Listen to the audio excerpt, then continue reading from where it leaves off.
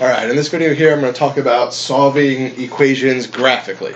Right, so usually we solve equations algebraically, and there's a couple advantages to solving equations algebraically. One advantage is that when you solve algebraically, it gives you the exact solution to the equation, whereas sometimes if you solve graphically, you just get like a decimal or numerical approximation to the answer. So solving algebraically will always give you the exact answer, which is sometimes a beneficial thing. And also, when you try to solve it algebraically, by working on the equation, or like unraveling what's going on in the equation, it really helps you understand how the equation is set up and kind of gets you that deeper understanding of the mathematics that's going on, right? Which is why we usually try to solve equations algebraically when we can. But sometimes equations are impossible to solve algebraically, right? Sometimes we just don't have the methods to solve a certain type of equation algebraically. Other times we could solve it algebraically if we wanted to, spend half the day on it and use up 5 or 10 pages of notebook paper to go through all the work.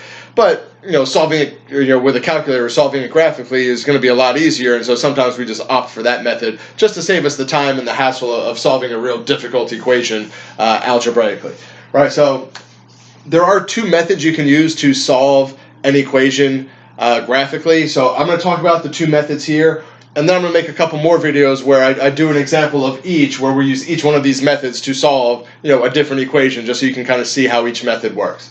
All right, so for the first method for solving an equation graphically, whatever the equation is that you have to solve, the first thing you do is move all the terms to one side of the equation so that it's all set equal to 0.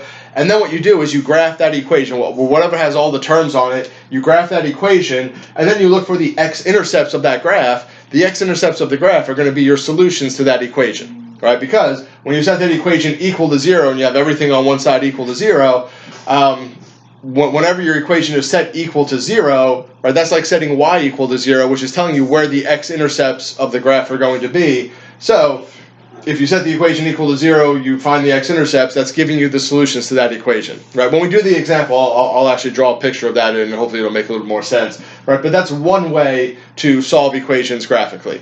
Another method for solving equations graphically, and the second one is actually the one that I prefer to use most of the time because it involves a little bit less work. You graph each side of the equation. You don't have to move anything around in the beginning, just whatever equation you have, you graph the left side of the equation as one equation, you graph the right side as a separate equation. So it's like you're graphing two different equations there.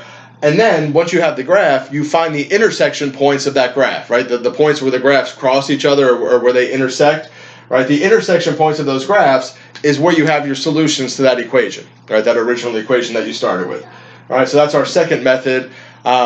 And again, after this video is over, I'm going to do one video where I use method 1. I'm going to do another one where I use method 2 in order to solve equations using these graphical methods. Now, when you're doing this, when I do it on the videos that I'm going to use a graphing calculator. If you do not have a graphing calculator, or if you don't have one yet but you're planning to get one, there are free graphing calculators on websites. The one that I use when I want to use one on like my laptop computer or something, the website is desmos.com/calculator, right? So it's desmos.com/calculator, and that's a free online graphing calculator. You can type in equations, you can zoom in and zoom out and do all kinds of stuff with it. So if you don't have a graphing calculator but you need to use one for something, you can always check out that site, or you can just search online and just say free online graphing calculator, and you'll find some websites that have those on there for you. All right, so that's just a quick explanation of how to solve graphically with the two different methods. Check back for my other videos that I have where I actually go through examples using these methods.